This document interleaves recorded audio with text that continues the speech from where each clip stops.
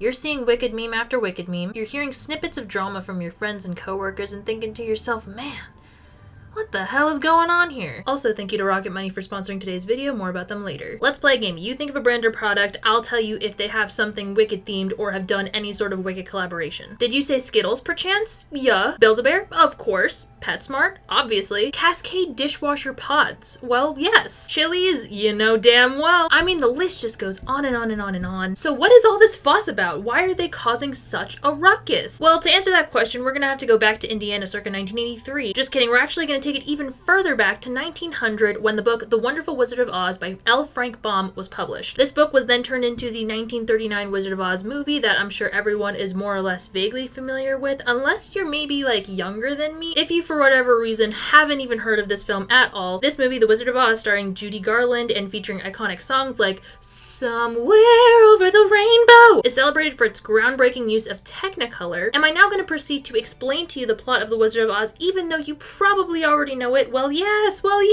What if you need a little refresher? Basically, what happens is my homegirl Dorothy is living in Kansas when one day her dog Toto, and the entirety of her house gets swept up into a tornado. The house, and thus everyone in it, ends up in the land of Oz. When the house landed in Oz, it coincidentally crushed and killed the Wicked Witch of the East. Now, this is a good thing because someone named the Wicked Witch of the East must be wicked, must be evil, must be villainous. So yeah, the people that were living there, aka the Munchkins in Munchkinland, celebrated this, ding dong the witch is dead and whatnot, and so Oz is like a greater, like think about Oz maybe as a country and Munchkinland is like a territory, a province, a state, whatever within Oz. I forgot how much these songs slap from like the original Wizard of Oz movie. Ding dong, the witch is dead, the witch is dead, yo, witch is dead. However, the Wicked Witch of the East's sister, the Wicked Witch of the East, bro! The Wicked Witch of the East's sister, the Wicked Witch of the West, came and was like, hey, you killed my sister. I will now be taking her shoes, thank you very much. And then Glinda the Good Witch, who by the way is the Witch of the North according to the lore, chimes in and is like, actually, I'm gonna give the shoes to your sister's murder instead. How about that? And the Wicked Witch of the West was like, what the bruh? Not a fan of that, fuck you, and then leaves. And then Dorothy's all like, well, this has all been fun, but I really best be getting home now. How the fuck do I do that? And then Glinda's all like, oh yeah, no problem, just follow the yellow brick road and eventually you'll stumble across the Emerald City where the Wizard of Oz lives and he'll be able to help you. So Dorothy's like, okay, bet, and she goes on her merry way. Follow the yellow brick road, follow the yellow brick road. Da, da, da, da, da, da, da, da. Along the way, she meets 3 other characters who also have something they want to ask the wizard for: a scarecrow who wants a brain, a tin man who wants a heart, and a cowardly lion who wants courage. Eventually, the gang makes it to the Emerald City and meets the wizard, and the wizard's like, yeah, sure, I'll grant your wishes if you bring me the Wicked Witch of the West's broom. And the gang's all like, ugh, bruh, here we fucking go again with this witch. So, after a big old confrontation with the Wicked Witch of the West in her, like, castle area, Dorothy accidentally ends up killing her by splashing a bucket of water on her, and then they go back to the wizard with the broom in hand, and they end up finding out that the wizard isn't a wizard at all, but just a regular old man from Kansas. And so that was kind of crazy, but now Dorothy's in a little bit of a pickle because she's all like, well, he was my ticket home, and so now whatever do I do? And then Glinda comes back and she's like, oh, silly Dorothy, you had the power to return home all along, but you know, you needed to go through the journey, you needed to figure things out yourself, so I didn't tell you right away. Kind of weird, but okay. She's like, those slippers that I put onto you at the beginning of the movie, they're actually magical, and if you click your heels 3 times and say there's no place like home, you'll be magically transported back to Kansas. Dorothy proceeds to wake up back in her home. Turns out she was merely concussed from hitting her head during the tornado, and it was all a dream. Isn't that such a fun way to end a story? So some interesting differences between the book and the movie for all you nerds out there. They're roughly the same plot-wise, roughly. Keyword roughly. However, the books don't do the it was all a dream thing. No, fuck that shit. Not on Frank's watch. Oz was actually a real place that Dorothy arrived in via house via tornado, and the wizard arrived. He was still a man from Kansas, and he arrived via hot air balloon. The iconic ruby slippers that Dorothy wears in the movie are actually silver in the book. I feel like that's a tidbit of information that a lot of people already know. Here's one that you may not know. The Emerald City wasn't actually green in the first book. To prevent people from going blind from the city's sheer brilliance, all who entered had to wear these like green tinted glasses or spectacles, which created the illusion of an emerald appearance. So, but then I also heard that apparently later on, because this is a series, it actually is an Emerald City and the spectacles are no more, so I don't really know what to believe anymore. Another fun fact, in the book, the wizard actually appeared differently depending on the character it was being perceived by. Like, for example, Dorothy saw a giant head, the Scarecrow saw a lovely lady, the Tin Woodman saw a terrible beast, and the Lion saw a ball of fire. The book was also way more violent. The wizard actually instructed Dorothy and her gang to straight up kill the Wicked Witch of the West, not just get her broom. Also, the battle between her and Dorothy was pretty brutal, it seems. Like, let me read you this little snippet from Wikipedia. The Wicked Witch of the West sees the travelers approaching with her one telescopic eye. She sends a pack of wolves to tear them to pieces, but the Tin Woodman kills them with his axe. She sends a flock of wild crows to peck their eyes out, but the Scarecrow kills them by twisting their necks. She cages the Lion, scatters the straw of the Scarecrow, and dents the Tin Woodman. Dorothy is forced to become the witch's personal slave, while the witch schemes to steal her Silver Shoe's powerful magic. In general, the book also has more lore because, like I said, there are 14 books in the original main Oz series. So that's a lot of lore. That's all the tea about the Wizard of Oz book and movie. Now fast forward to 1995, and the book Wicked, The Life and Times of the Wicked Witch of the West by Gregory Maguire is published. This is the first of 4 books in the main Wicked series, which I already covered in a different video, so if you want to hear about that in detail, check that out. It is a crazy time. The Wicked, you probably know, is the Wicked production, the musical, that has been on Broadway for quite some time.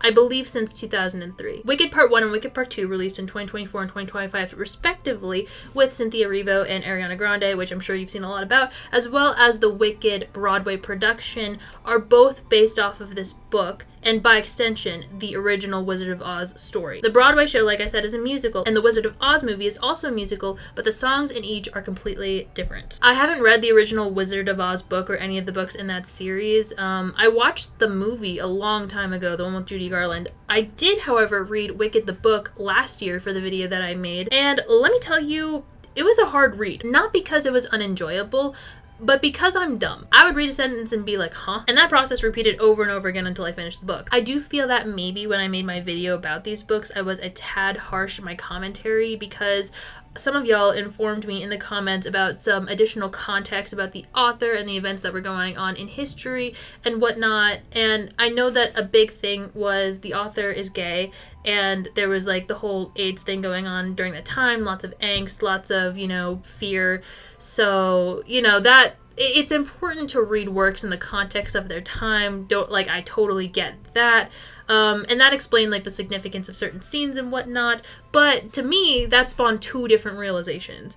A, my reading comprehension, way worse than I thought. And B, those English classes in high school were really onto something, because without those class debriefs where the teacher or a really smart classmate basically told me the correct way to interpret a book, at least 50% of the meaning is lost on me if I'm all on my own fending for myself. And I've experienced this with movies too, where I see a movie and I'm like, meh, wasn't great. And then I go on TikTok and see TikToks of people explaining why the movie is actually great, and I'm like, oh snap. You're right. Now that you've spelled it out for me and have done all the critical thinking for me, I actually get it. Does that increase the overall enjoyment that I get from watching the movie?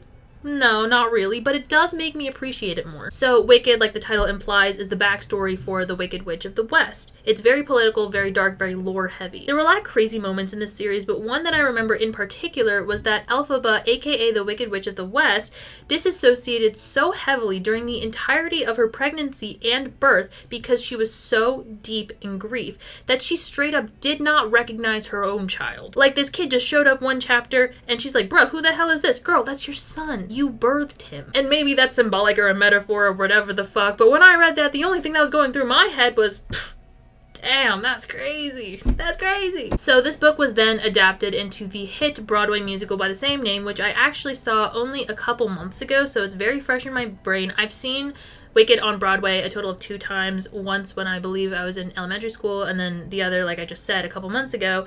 Now, the show in its entirety is 2.5 hours long. The first Wicked movie that came out last year is 2 hours and 40 minutes long. You may be like, Amanda, the math isn't mathing, because what the fuck is this new Wicked movie then? The first movie is already longer than the entirety of the original Broadway production, and you would be correct. Well, essentially what happened is that the movie adaptation is basically double the length of the original Broadway musical. The first movie covers Act 1, aka everything up until intermission, and now the second movie will cover Act 2, aka everything from intermission until the end. Usually, when they adapt something to screen, they're cutting things off left and right. Like, usually they're adapting a book. And so this is actually a little bit of a breath of fresh air because they're really going in the opposite direction with this and adding stuff in from the book that the show was based on. Wicked, in all of its adaptations, assumes you already know the general story of The Wizard of Oz, which is why I went through the whole spiel and effort of telling y'all. So here's how it's going to go from here. What I'm going to do first is tell y'all the chronological story of Wicked. Then we'll discuss the differences between the movie and the Broadway show. Then we'll do a deep dive into the significance of the songs, because I love the songs. And I'm sure along with the employed people up in here, there are some musical haters. And while I don't respect you, I'm kidding. What I meant to say is, while I may not understand, I still want you to join in on the fun without maybe having to subject yourself to many, many minutes of listening to songs. Does that sound good? It better. Y'all, I recently found out that I was being charged every month for an app on my phone that I haven't even used in months. How diabolical is that? I mean, I'm pretty sure we've all been there where you start one of those pesky free trial things that you of course forget about and end up spending way more money than expected, which is especially unfortunate when the intention was to in fact spend $0 in the first place. Well, this is why today's sponsor Rocket Money is here to help. This personal finance app allows you to manage subscriptions, lower bills, make a custom budget, and grow your savings all in one place. Personally, like I mentioned, I love using Rocket Money to cancel my unwanted subscriptions. Once you connect your bank account, Rocket Money identifies all your subscriptions in a single list. From there, you can select the ones that you don't want anymore, and Rocket Money may be able to help you cancel with just a few clicks. Rocket Money has helped save customers up to $740 a year when you use all of the app's premium features. So take control of your finances today. Click the link in the description or scan the QR code on the screen to get started for free. Thank you so much to Rocket Money for sponsoring today's video. Now let's get back to it. Wicked is the story of the Wicked Witch of the West who is named Elphaba. As the story goes, Elphaba's dad is the governor of Munchkinland, and one day while he was away, her mother had an affair with some mysterious gentleman, where she drank this green elixir. One thing led to another, and when it came time for Elphaba to bust out the womb, everyone was shocked to see that she was, in fact, green. I forget if this is confirmed or implied, but the implication is that she's green because of the elixir her mother drank that was given to her by the mysterious gentleman. Now, even though the land of Oz is filled with magic, talking animals, you name it, having green skin was regarded as the most unusual and weird thing of them all for whatever reason. The other thing that makes her different from everybody else is that she has really strong magical abilities, also possibly due to the elixir. I don't really know. There are other people that are able to use magic and cast spells, but from what I can tell, Elphaba seems to be in a whole different league, on a whole nother level. Most of the stuff that we see her do is telekinesis related, but we'll see later that she's also partial to transformations. So, from the moment she was born, she was seen as an outcast by society, and immediately, like I'm telling you, she had barely taken her first breath and her father immediately rejected her. Immediately. So we've got daddy issues right off the bat. Her mom, dead. Her mom died shortly after giving birth to her younger sister Nessa Rose. Nessa was born without the ability to use her legs, but unlike Elphaba, she wasn't green, and thus their father favored her heavily and was very protective of her. And so yeah, that's been Elphaba's life so far. Her dad doesn't like her. She has to watch his blatant favoritism towards her only sister. She has no mom, she has no friends, but she often finds companions in animals because they're more welcoming of her. Elphaba's vibe is quiet and awkward, and she has a super strong moral compass. Then we get to Elphaba's college years. Her and Nessa start attending a university called Shiz. Their dad gifts Nessa a very significant pair of slippers, remember that. After an unintentional display of her powers, Elphaba gets taken under the wing of a magic professor named Madame Morrible to get private training. Now, Elphaba wasn't even supposed to attend Shiz in the first place, but now she's basically Morrible's apprentice and becomes roommates with a girl named Glinda after she accidentally volunteers her single room to be shared by the both of them. Glinda is a status-obsessed, vain, self-entitled good person, and as a result, they immediately don't get along. But eventually, at a school dance, Glinda originally intended to embarrass Elphaba by low-key kind of bullying her, but after hearing that Elphaba went out of her way to put in a good word for her with Madame Morrible because Glinda really wanted to learn magic from her, Glinda had a change of heart and decides to genuinely befriend her. So now, Glinda and Elphaba's little frenemies moment is over. Now they're they're genuinely becoming friends. And also at that dance, Nessa got with this munchkin named Bach, who is in love with Glinda but decided to settle. So as I mentioned, the two girls are getting closer, but it's also becoming a little bit more tense because they're getting into a love triangle with this guy named Fiyero, who comes in and joins Shiz University. He's this handsome, charismatic, princely type, which on the surface seems like a perfect fit for Glinda, the princess of the school, but instead, he ends up having meaningful moments with Elphaba, wouldn't you know? Elphaba started to open up his eyes to the problems their society was facing, mainly the discrimination and silencing of animals. The last remaining animal professor of the school, his name is Dr. Delamond, he's a goat, literally and figuratively speaking. He was suddenly stripped of his position, and the new teacher they brought in was imprisoning and terrorizing this lion cub, so Elphaba and Fiyero decided to save it. And that's when their romance really started to kick off. You know, nothing really happened, but emotionally speaking, stuff was happening. Then, Elphaba is invited to the Emerald City to meet the wizard by the wizard himself because I think Madame Morrible put in a good word and was like scouting her and whatnot because of her magical abilities. And Elphaba, this is the moment she's been waiting for her whole life. She's always really looked up to the wizard, and she's like, Glinda, come with me to the Emerald City. And Glinda's like, okay girl, I'm in. So they go to the Emerald City, it's all great. They meet the wizard, and that also is great at first, but then it goes south in a major catastrophic way. The wizard directs Elphaba to this magical book called the Grimoire, which apparently nobody can read except for him. Elphaba takes one look at this book, casts a spell immediately, which is unprecedented. Like, they weren't even expecting her to be able to read a thing, let alone successfully cast a spell. As directed by the wizard, she gives a monkey by the name of Chistery wings because the wizard told her that Chistery really wanted to be able to fly, but that was a lie. Turns out, guess what? Madame Morrible pops out from behind the corner and is like, ah, yes, these monkeys will now make perfect spies. And Elphaba's like, hold up, what did you just say? Did you say spies? I heard spies. Elphaba realizes in that moment that the wizard is a fraud, can't even read the Grimoire. She was doing the dirty work for him. She was being manipulated by him. The entire reason that she went to the wizard in the first place was to inform him about the injustice animals are facing, but now she's realizing that he is the direct cause of this and he is the one behind this. So now she and the wizard are beefing. She steals the Grimoire and runs away and is now officially a wanted criminal. Before she disappears into the western sky, she asks Glinda to come with her, but Glinda politely declines. So that is how the first movie ends. But wait, there's more because there's a whole last second movie. Spoiler alert, obviously. So, in the second act, Elphaba is now known as the Wicked Witch of the West, hated and feared by all. Glinda is working directly with the wizard and Madame Morrible. Fiyero is the captain of the guard who is in charge of finding and apprehending Elphaba, and Fiyero and Glinda are currently engaged.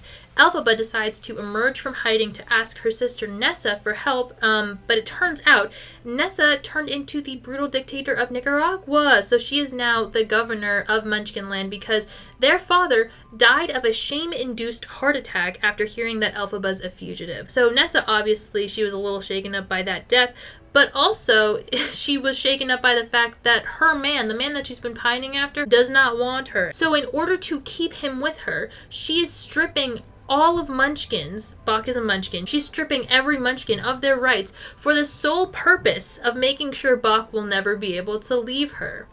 Which is so insane that it almost is a slay. Like, period queen, I support you 100%. Not really though. So Nessa is very, very bitter at this point. She is salty that Elphaba never thought to use her magical abilities to be able to help her walk. And Elphaba was like, fine, damn, abracadabra, here you go, and enchants the slippers that Nessa was wearing, the very slippers that their dad gifted her, so that she can walk, and it's a success. Bach sees this, and the entirety of Bach's relationship with Nessa was built off of two things. A, pity. He was pitying her. But the second thing that was happening was Glinda instructed him to ask her to the dance. She was trying to get out of being his date. he saw that as, wow, if I could do this nice thing for Glinda, maybe she'll look my way. So I guess he just got really, really embroiled in the bit and was also feeling bad for Nessa. So like those two things were keeping him there. But as soon as he could see that Nessa could walk and she could be independent, and like maybe that means that she won't like rely on him so heavily and need him, Bach is like, hell yeah, you don't need me anymore, so I guess I can leave and profess my love for Glinda. But then Nessa is all like, wait, I can't let fine shit escape. This was not a part of the plan. So she impulsively uses the Grimoire to cast a love spell on him, but ends up accidentally shrinking his heart because she doesn't know magic. So then, to save his life, Elphaba turns Bach's body into tin, because a tin man doesn't need a heart. Are we seeing the pieces of the puzzle fall into place here? And then, after all of this shit happens, Nessa Rose blames everything on Elphaba. I need to take a second to rant because, bitch, nothing about this is Elphaba's fault. She didn't choose to be green. She didn't choose for her mother to have an extramarital affair and then die. She didn't choose for her father to become paranoid to the point where he put his wife's pregnancy and his own future daughter in danger to make sure Nessa didn't turn out green too. She did not give that man a heart attack. Well, maybe she did. And also, it was her dad that was so overprotective of Nessa. Like, Nessa isn't self-reliant on others because of Elphaba per se. I feel like that's more of her dad's fault. And Nessa, you know damn well that she didn't make you chase after a man who clearly doesn't want you. Although, we've all been there. Nessa baby, I feel you. Also, the whole Tin Man thing, that's on you too. Because she wouldn't have had to do that if you hadn't nearly killed the man. My goodness. Anyways, after that whole incident, Elphaba runs away from Nessa and Bach, who are now both angry at her because Bach also is blaming her for whatever fucking reason. Elphaba then makes a stop to the Emerald City to free all the monkeys that are now flying monkeys because of her, but the wizard is there. He's ready for her. He again tries to convince Elphaba to work with him, and he frees the monkeys as a show that, as kind of like an olive branch, as proof that all things considered, he's not really that bad of a dude. But then Elphaba discovers none other than Dr. Dillamond in a cage, unable to speak, so she's like, oh hell no, and turns against him again. Fiyero and Glinda are there just as she's about to get captured, but then the tides turn because guess what? Fiyero joins Elphaba and the two of them run off together. Crazy, guys, crazy stuff. Turns out, Fiyero didn't become captain of the guard to imprison and capture Elphaba.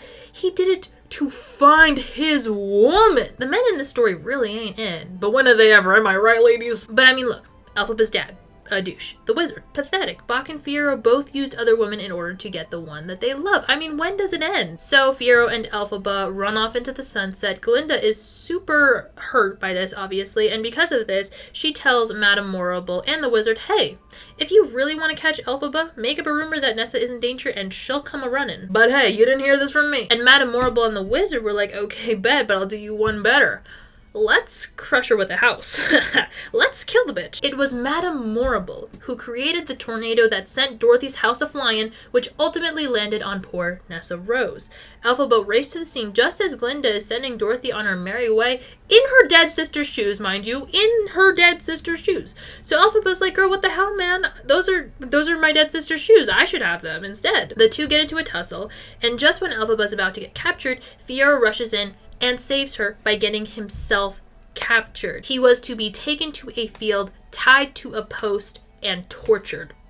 So Elphaba, she flees to Fiyero's abandoned castle in Winky, whatever the fuck, and Elphaba casts a spell attempting to save his life. She thinks she failed, right? She doesn't even know if it's working or not, but she just assumes it failed. In her fugue state of grief, Elphaba captures Dorothy and is trying to get those damn shoes back when Glinda shows up at the castle in secret, like she didn't tell anybody she was going. And Glinda is again trying to talk some sense into Elphaba. She is trying to warn her of the dangers that Elphaba will face if she doesn't comply with everybody. Like, she's like, girl, your life is in danger. You're gonna die if you don't just be more logical about this. So Glinda is trying to help Elphaba out. Elphaba is like, alright, fine. And so Glinda leaves. She is just barely rounded the corner when Dorothy comes back a-swinging. She splashes a bucket of water onto Elphaba, and then Elphaba melts and dies.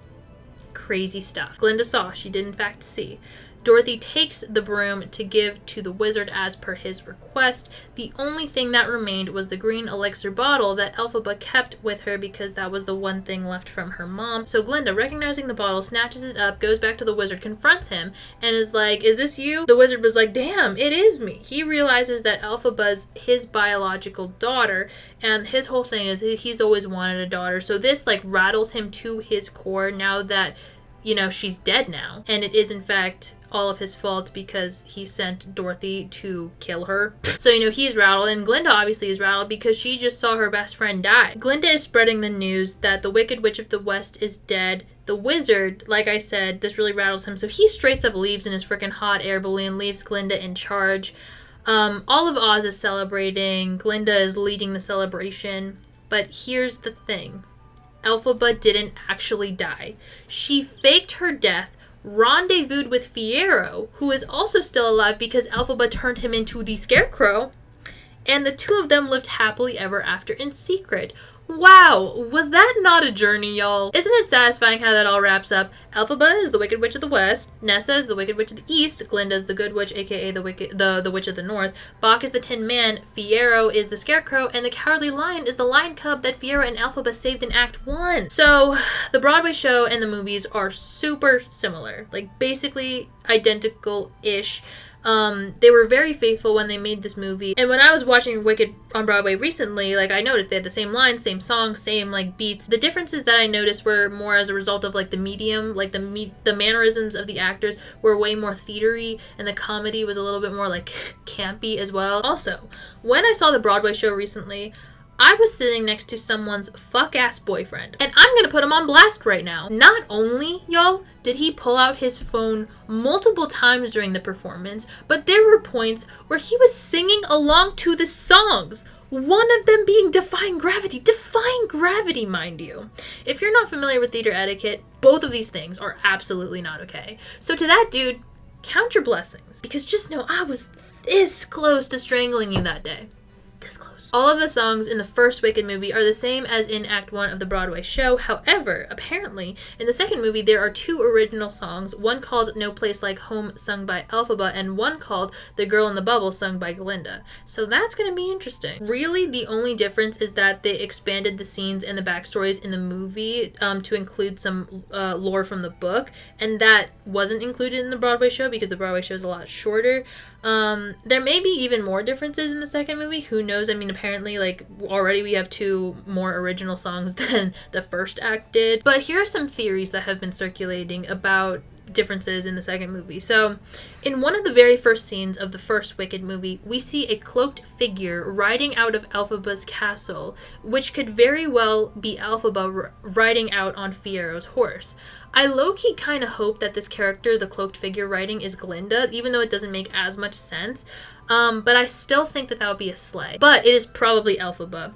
And that would make the story slightly different because on Broadway, because the show is a stage production, like they were using the stage, so Elphaba faked her death using a trap door in the castle, which is like a trap door on the stage, and Fiyero the Scarecrow came out, found her, and then they left together. There was like no horse involved. So that's already one potential difference, slight difference as a result of different mediums. Also, people have had questions regarding Nessa Rose. So the actress who plays Nessa Rose actually uses a wheelchair in real life, which is super cool for representation because I believe she's the first actor where that is the case. But the thing is, eventually, Homegirl does walk. With things like CGI, casting someone who isn't able to walk is probably no biggie when you can just use the power of movie magic. Doing the same thing live on Broadway would be slightly more difficult, I'd imagine.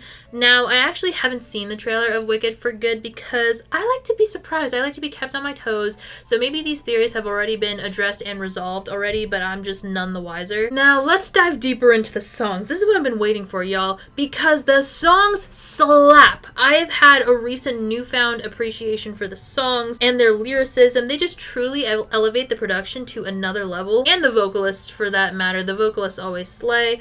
A lot of the storytelling is done through the songs, of course, because it's a musical, but Guys, it's so good. You'll see. So the movie begins right off the bat with the song No One Mourns the Wicked. Hot take incoming, hot take. I think this is the best song of the entire soundtrack. The first time I saw Wicked on Broadway, I was pretty young, like elementary school.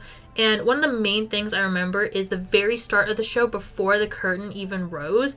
It basically, like, before the curtains raise, No One Mourns the Wicked starts playing, and it's like, dun, dun, dun, dun, dun, and then there's this part that goes, that shit slaps. Dude, 7-year-old me was immediately floored, gagged. At this point in the story, Elphaba is dead. Glinda believes her to be dead. All the world except for Elphaba herself and Fiyero think that she's dead. And Glinda has to inform all of Oz of this news, and she has to pretend to be happy and joyous, because why wouldn't she be happy and joyous? After all, the villain of the story, the villain that everybody says is the villain of the story, is dead.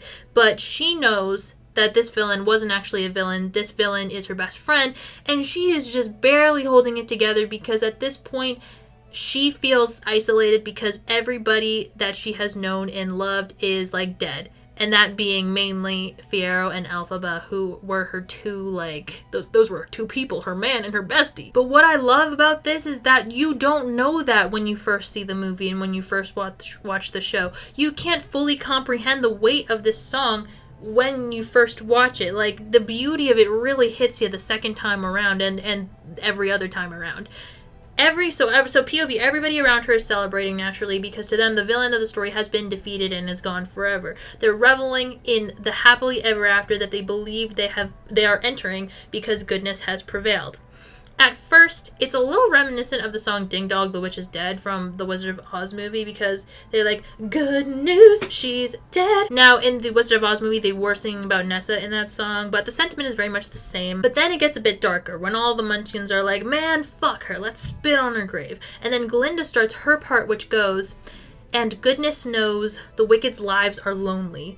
Goodness knows the wicked die alone. It just shows when you're wicked, you're left only on your own. Which on the surface, it sounds like she's talking about the Wicked Witch in question, right? But is she? I'll leave you with that. But is she? She could very well be talking about herself, spoiler alert. Then the song goes into the backstory of Elphaba's birth with the extramarital affair, and then we get to the final part, which is my favorite part of the song because of Glinda's vocals. They're just so good. And, you know, it ends with the chant, no one mourns the wicked. And I'll leave you with this food for thought. Go ahead and throw a comma after the word no. It's gonna blow your mind, I swear. Dear Old Shiz is the song that introduces Shiz. Boring! Then we get to The Wizard and I. This is Elphaba's song that she sings right after she gets chosen to be Madame Morable's apprentice. And so the vibes of this song are, for the first time in her life, she's looking at her magical abilities not as a curse, but as a blessing that can help her meet the wizard who she's always looked up to. She's thinking her whole life will change after meeting the wizard, because you can't be friends with the wizard and also be an outcast. He might even change the color of her skin and she'll, fit in with everybody and finally be normal for once in her life. We get a little melodic foreshadowing of defying gravity. Her future is unlimited, and she just had a vision, almost like a prophecy. And she swears that someday there'll be a celebration throughout Oz that's all to do with me. But as we know, since we just saw that celebration in No One Mourns the Wicked, it is in fact a celebration for all the wrong reasons. The celebration of her death, to be clear. But that's a funny little, it's a funny little reference there. Then we get to the best part of the song, which goes, and I'll stand there with the wizard, feeling things I've never felt, and though I'd never show it, I'd be so happy I could melt. And so it will be for the rest of my life, and I'll want nothing else till I die. Held in such high esteem, when people see me, they will scream. For half of Oz's favorite team, the wizard and I. I'm probably glazing them, but these songs, I feel like they're able to do so much. The double meanings, the foreshadowing, the irony. I mean, come on. She does, in fact, melt. When people see her, they do, in fact, scream. Again, for all the wrong reasons. Half of Oz's favorite team. Hello? Also, the lyrics are so satisfying to say. They cooked with some of the rhymes, with the syllables. The melody is poppin'. And then we get to What Is This Feeling? Also one of my favorite songs. So, on the surface, it's Elphaba and Glinda beefing after becoming roommates at Shiz because they clash in every way imaginable, but it's actually a love song. And I understand that for comedic effect, it was purposefully written to read and to sound like a love song, because that's ironic because they're talking about hating each other. But that's not what I'm saying. I'm not saying it's ironic for comedic effect. I'm saying it's gay. 100% confirmed, according to me. Here, let me read this and you tell me. You tell me. What is this feeling so sudden and new? I felt the moment I laid eyes on you. My pulse is rushing, my head is reeling, yeah, well, my face is flushing. What is this feeling? Fervid as a flame, does it have a name? Yes, yes, loathing, unadulterated loathing. For your face, your voice, your clothing, let's just say, I loathe it all. Every little trait, however small, makes my very flesh begin to crawl. With simple utter loathing, there's a strange exhilaration in such total detestation. It's so pure, so strong. Though I do admit it came on fast, still I do believe that it can last. And I will be loathing you my whole life long. It's so good. Then we have the song Something Bad, sung by Dr. Dilliman about animal injustice, blah, blah, blah. Then we get to Dancing Through Life, sung by Fiyero. This song is fun, lighthearted. I'm a fan, of course. I'm not going to dive super deep into this one, but just know there's a lot of foreshadowing about Fiyero becoming the Scarecrow, and it is also, again, ironic, like many of the songs here are, because he's singing about taking the easy route in life and not caring too much. He then proceeds to care very deeply and have a very rough time in the near future. So just keep that in mind. Then we get Popular. Popular is sung by Glinda after she turns a new leaf and decides to genuinely befriend Elphaba. And her love language is teaching Elphaba how to be popular. It's very comedic because Glinda's very tone deaf about the generosity of this service that she's providing. And then we have I'm Not That Girl, sung by Elphaba. This is right after she and Fiyero saved that lion cub and had their romantic little moment. And she's realizing that she's starting to feel something for him, but she has to stop herself and say, like, no, I can't fantasize about this man because he's in love with someone and I'm not that girl. Real. First of all, real. I don't know if you can tell what kind of place I'm in mentally right now, but real. Then we've got this song, One Short Day, where Elphaba and Glinda arrive in the Emerald City. This one's a fun little one. And it's especially fun because it features Idina Menzel and Kristen Chenoweth, who were the original Broadway actors for Elphaba and Glinda, respectively. So that's a little Easter egg for people in the know. It's also fun because they're telling us the history of the Wizard of Oz and how he came to be. How he came to be was so ridiculous because this man was just trying to say that he's from Omaha, right? The people of Oz heard him and they were like, what is this foreign tongue, this language he's speaking? He must be reciting an incantation from the Grimoire. He must be a frickin' wizard. That's hilarious. That is hilarious. Then we've got A Sentimental Man, sung by the wizard himself when Glinda and Elphaba visit him. And this is about how he's just always wanted to be a dad, and that's why he treats every citizen like his child. He's a great guy. After that, we've got the big one, Defying Gravity.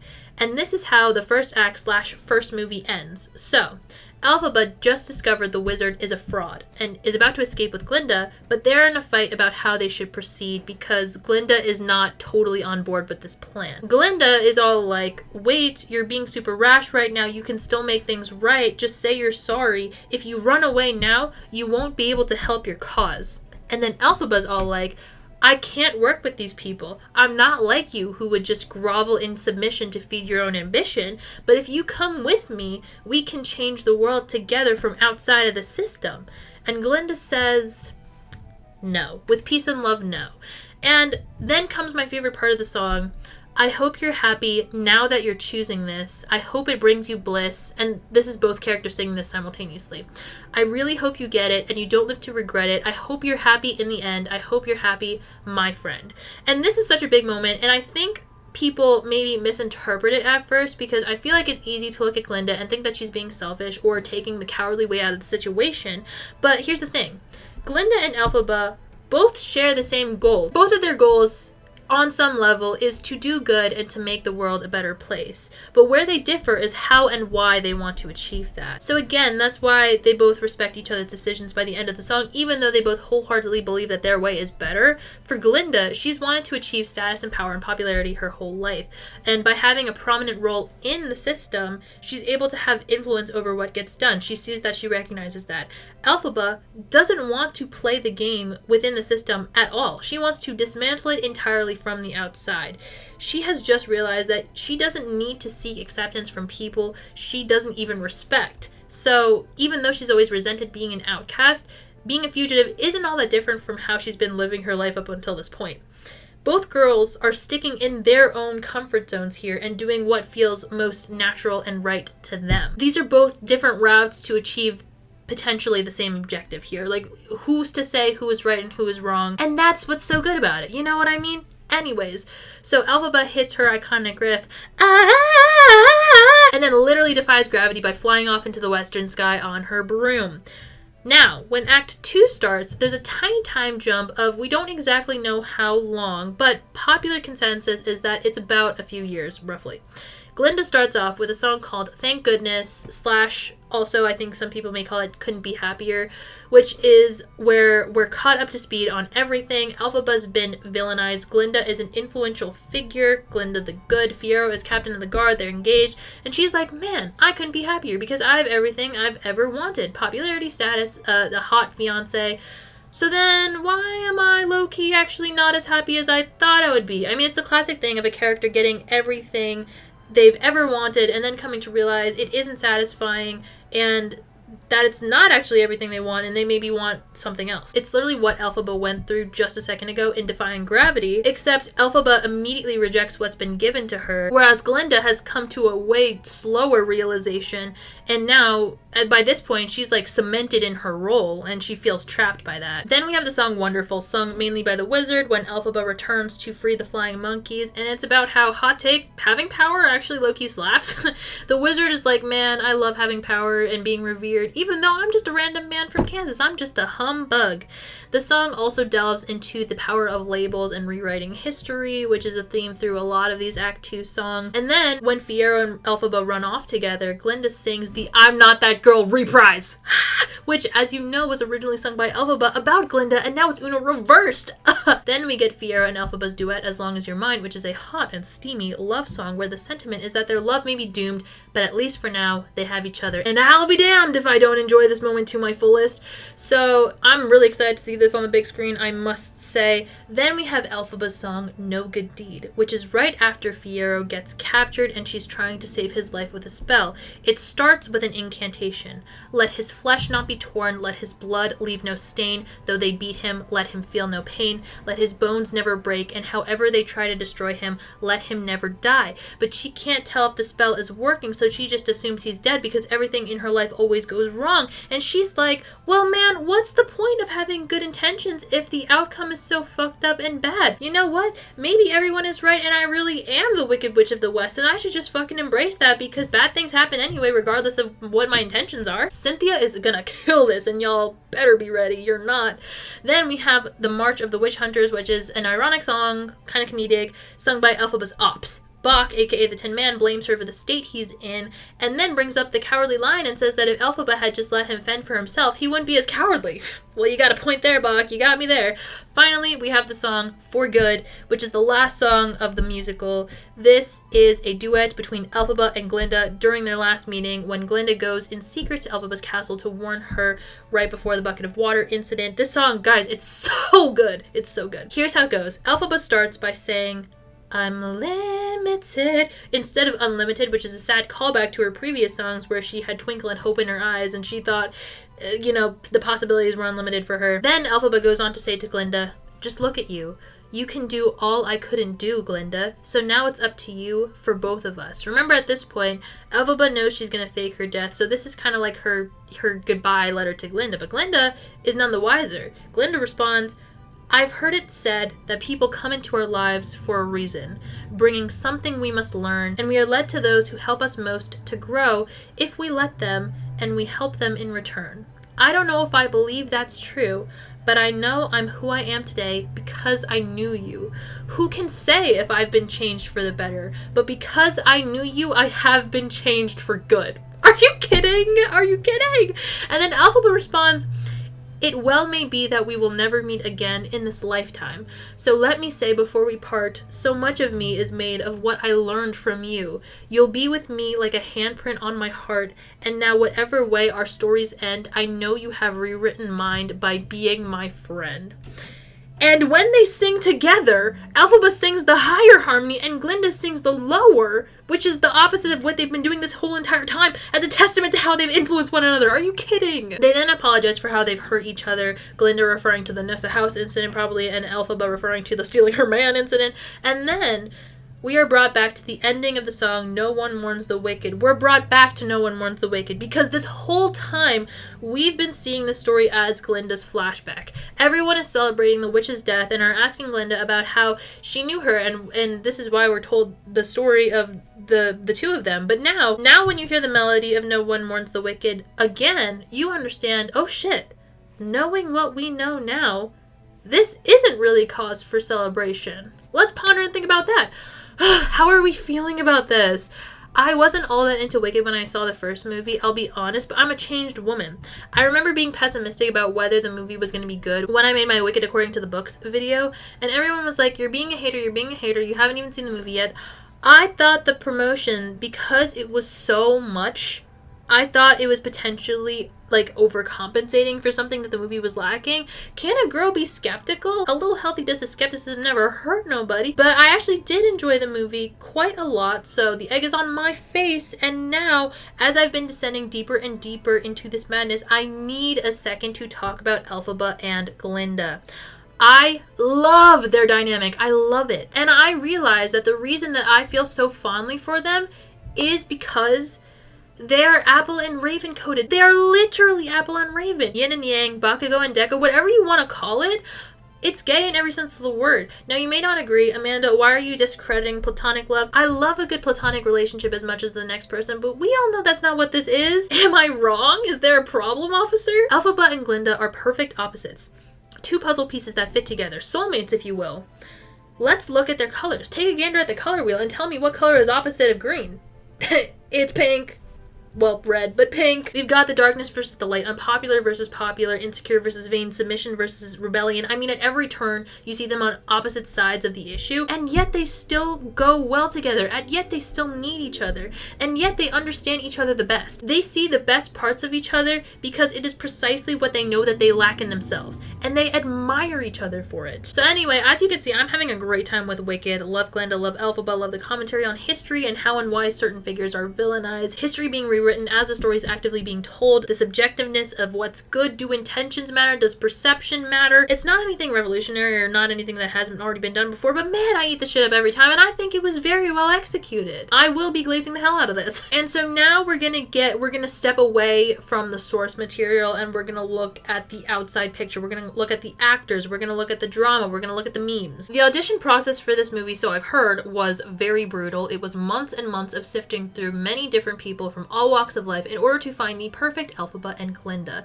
Cynthia Erivo was cast as Elphaba. I personally think they could not have made a better choice. I did not know who Cynthia was prior to Wicked, even though she had several credits under her belt by this point, but man, that woman can sing. She's really incredible. I also think that she really made the role of Elphaba her own, which is saying a lot for a character that's already so iconic. Ariana Grande was cast as Glinda. At this point, Ariana Grande, really well-known pop singer, so she's known mainly for that, but also people knew her from her time on Nickelodeon in Victorious and Sam and Cat. This caused quite a stir for many reasons. I think some people were skeptical if she would be up to the task. Some people just didn't think her vibe was right. I think that I was skeptical at the time, but I was still open. I always go in with an open mind. My first impression after seeing the Wicked movie of Ariana's Glinda was that her rendition of Glinda was more of an imitation than an embodiment of a character. Like, I thought that she was playing a version of Kristen Chenoweth playing Glinda instead of playing Glinda as herself, if that makes sense. Not that that's a bad thing, but that did distract me a little bit during the movie. I thought her portrayal of Glinda was like what I just mentioned, plus you throw a little bit of Cat Valentine in there, which maybe, to be the devil's advocate and go against my exact argument here, that's like, Amanda, well, throwing in that Cat Valentine, that is making it her own. And you know what? Maybe it is. Her vocals were incredible. I didn't really have any doubts about that part. Like, I knew she would nail the vocals. And nobody should have doubted that, especially when Ariana started off on Broadway before she went on Nickelodeon and, like I said, played her iconic role of Cat Valentine. And now that I've had some time to sit with it, I do think that Ariana did a good job. And I was actually thinking about how hard it is to do your own interpretation and spin on Glinda when her mannerisms and way of speaking are so iconic. It's kind of hard to deviate from that. And then Fiyero is played by none other than the sexiest man alive, Jonathan Bailey. I thought that that was a phenomenal choice. He really did great. I was a fan. The wizard is played by Jeff Goldblum. I feel like this picture sums up Jeff's vibe. He brings the sneakiness and mischief. Bach is played by Ethan Slater, who is well known for being SpongeBob on Broadway, so that's why some people call him SpongeBob. A hilarious fun fact is that the look of the Munchkins is solely based off of Ethan Slater. I guess the producers were like, you have a funny look about you. I like it. I'm gonna steal that. Madame Morrible is played by Michelle Yeoh. I don't love this choice. I don't know if this is a hot take or not, but I don't see the vision with this one. Something isn't working for me. And Nessa is played by Marissa Bode. The younger version of Nessa in the movie got pretty popular for just being so adorable. And so now we get to the question of why every interview you see of Ariana and Cynthia, they're crying. The reason why everybody is so emotional during, this press run is because, probably first and foremost, because it's a lot of fucking work. The movies were filmed simultaneously, Wicked Parts 1 and 2. And I don't exactly know how long they were filming this movie, but I mean, it seems like they've been grinding nonstop for years now. And so that takes a toll on a lot of people. And so now they finally get to enjoy the fruits of their labor. I'm sure emotions are running high. And the second reason is because these are all theater kids living the dream right now. Ariana especially has been very vocal for a long time about wanting to be a part of a Wicked movie, and she has said that she has wanted to play both Elphaba and Glinda over the years, so I'm not really sure which one out of her two was actually her dream role. But regardless, I love seeing people achieve their dreams. That's why I like watching the award shows. Everybody says how they don't like watching award shows anymore, and I'm still over here loving it because when the winner goes up and makes their speech, it gets me every time. I'm like, aw, you did it, buddy, you did it. And then, of course, if you bring a group of theater kids together, there's, of course, going to be some drama. This cast is very theater kid coded. Elphaba and Fiyero are played by queer actors, and the actors for Glinda and Bach had a sneaky little thing. Now, this was a big scandal last year. I think that this is no more, and there are rumors that Ariana has since moved on to Aaron Taylor-Johnson, and now Ariana has had a pattern of home wrecking and potentially scandalous cheating behavior, but I've seen some TikToks about the internet agreeing that we are all for Ariana to home wreck this situation. Aaron and his wife, there's a bit of an age gap. He's the younger one, and so people are worried about that dynamic and have been for quite some time, even though I feel like they've been married for a while. And her children aren't his biological children, but they are his children because, he's been raising them, I guess, for a while now. But the age difference between him and his daughter is super small.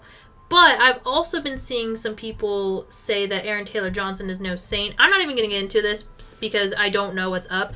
But anyways, I'm really confused about this matter. Let me know if you know what's up. Feel free to let me know. But anyways, we're talking about Ariana and Ethan right now because at this time last year, they were together. I talked about Ariana and Ethan Slater getting together in detail in my Ariana Grande video, and I also read an excerpt from Ethan Slater's ex-wife about her perspective on this issue, and I think that it's definitely important to hear, so go check that out if you want to later. But basically, to keep it brief, Ariana and Ethan were both married when they got their roles as Glinda and Bach, and then there was a really quick transition from them being married to not being married to them getting together. We don't know the exact specifics of how and when this occurred, and we're not ever gonna know, but Ethan's ex-wife did say that she was blindsided by this news and was only told several days before it went public to the world. So that's all I need to hear, quite frankly. It is an unfortunate situation for everybody involved, so there was that going on during the promo for the first movie that you need to be aware of. What I also talked about in my Ariana Grande video is how Ariana's personality and voice and mannerisms have changed pretty drastically over the years. It seems like now she's doing method acting Austin Butler after Elvis sort of thing, but instead of keeping the Elvis accent, she's Glinda. I saw a TikTok recently that said that no one ever likes to method act when they're playing a good person. They were poking fun at the guys who method act playing like a serial killer. Like, do you really need to method act that? To give a counterpoint to this argument, I present to you Ariana Grande. However, you know, that's not to say that Ariana Grande has been a saint during her, you know, Glinda method acting days, because during her Glinda the Good era, she did play an instrumental part in dissolving 2 marriages. So now we get to the memes. Lots and lots of Wicked memes came out, especially during the first Wicked promo, but also now, like I've been seeing some now as, you know, promos really getting rolling. The movie is coming out in a week. Honestly, I recommend just watching a compilation, but I'm just going to explain a couple to you anyway. There were a couple of sounds that got popular on TikTok. Both of the sounds that I will be mentioning are snippets from the song Dancing Through Life from the first Wicked movie. People were clowning on the way that Nessa said, "We deserve each other, me and Bach." Then they liked Bach's part where he was like, "Listen, Nessa, Nessa." There are compilations of Ariana and Cynthia crying because they get very emotional during the interviews, like I mentioned. The most iconic interview is when an interviewer told Cynthia and Ariana that, and I quote, "People are taking the lyrics of Defying Gravity and really holding space with that and feeling power in that." And Cynthia, she was like, she had a really emotional response. She replied, I didn't know that was happening. That's really powerful. I didn't know this was happening. In response to that, Ariana reaches out and grabs just one of Cynthia's fingers, and then we get this beautiful image. Every single aspect of this interaction became a meme. And because of that, everyone involved revisited this moment. Like, Ariana and Cynthia revealed their thoughts in that moment. Ariana was like, I was just straight up confused. I didn't know what was happening. I didn't know if I misheard her. I was kind of confused if it was a question or, like, how are we supposed to respond to that? But then I saw Cynthia's reaction, and I was like, oh, maybe I did miss something, and I'm supposed to be emotional, so I'm going to be there for her by, you know, just, grabbing her finger. It feels like she needed that. And Cynthia was like, yeah, I was emotional, but I don't really know why, and I kind of got confused as we went along about why, like, everyone was just confused, moral of the story. There was also, this is actually, that interview is the most iconic, but this one's my favorite. This one interviewer was like, "You two are so important to the autistic community. You're my ADHD and you're my autism," pointing to Ariana for the ADHD and Cynthia for the autism, respectively. Their reactions, like, they're so funny, man. That's hilarious. Cynthia's a meme everywhere she goes. I love her. Love that. And then her, like, the concept, her riff, that's my line. Her and her freaking hat that she lost and then regained, and for the TikTok that was posted about that, oh my god. Now, the last thing that I'm gonna leave you with is the fan art poster drama. On screen now is the official poster for Wicked. Then, this is the original Broadway playbill. As you can see, there are some slight differences, and so, as a result of that, one fan decided to Photoshop the movie poster to look more like the playbill. Cynthia then took to her Instagram story and said and posted this. "This is the wildest, most offensive thing I have seen. Equal to that awful AI of us fighting. Equal to people posing the question, is your pussy green? None of this is funny. None of it is cute. It degrades me. It degrades us. The original poster is an illustration. I am a real-life human being who chose to look right down the barrel of the camera to you, the viewer, because without words we communicate with our eyes. Our poster is an homage, not an imitation. To edit my face and hide my eyes is to erase me, and that is just deeply hurtful. To say that this image is the wildest, most offensive thing she's ever seen, akin to asking what color Elphaba's cooch is crazy." Speaking of the cooch, though, there's actually some discourse about the color because someone out there is spreading misinformation that it's purple, when in actuality, according to the Wicked book by Gregory Maguire, he didn't say it was purple, but rather it had a purple hue in the darkness of the night. So in actuality, to put that debate to rest, I think technically, according to the author and the lore, it's green but looks purple in the dark. Anyways, I think she later said, "My bad, I probably should have talked to a friend about it." So she recognized that she was in the wrong. But by that point, I feel like the damage had a little bit already been done. And listen, I'm sure Cynthia was facing a lot of racism and misogyny, and this was like the final straw, so I'm cutting her some slack there. But it is also very irresponsible to send your fan base to attack this person who so clearly meant no harm in their edit. There you have it, some Wicked knowledge that's a good foundation for you. It's a good start. Another thing that I want to discuss, because I've been seeing TikToks about it, like this just happened during the Wicked premiere in Singapore, I believe. Ariana, Cynthia, Michelle, Jeff, like everybody was walking down the red carpet hand in hand in a line, and some person ran out and started like getting all close up and personal with Ariana. This person has done this before. This person, he's been known to do this. So my question is, has nobody got eyes on him? Like, how is he just able to do this over and over and over again? And my second question is, why is security so slow to take action? Because I feel like over and over again, this happened with the Twitch streamer, I think Emaru, if I'm remembering correctly. She was like harassed, like SA'd at one of her Twitch meet and greets at TwitchCon, and security didn't even do like a fucking thing. Her own personal bodyguard had to step in, and like it was a whole big issue. But I really don't understand why this keeps happening, especially in today's day and age. I mean, I feel like we should have had enough practice by now. Like, there should be protocols. Everybody should, like, this really shouldn't be happening on a regular basis at all. And the other thing about this is that Cynthia was the main person who was able to separate this crazed person and Ariana. Like, she did not waste no time. Homegirl has muscles. She was basically Ariana's bodyguard. She did not play. I am actually so excited for the Wicked movie. I will be seeing it actually the day before it technically comes out on the 20th, but I'm sure that I'm going to like it this time. There's no pessimism this time. There's no skepticism. I know I will be in for a treat. I know, especially if you're watching this like close to when I'm posting it, it's right around the time where school starts to get real rough. So my heart goes out to all of y'all who are in school and in the trenches. And even if you're just in life in the trenches, like, listen, I happened to get my November canon event. I didn't have an October one, but we had a November one. Oh my god, it's because it's in it's Mercury. Mercury is in retrograde right now. So if y'all are experiencing something weird, it's because Mercury is doing something funky. Anyways, I hope you enjoyed. I will talk to y'all later. Love you so much. I will see you next time. Bye!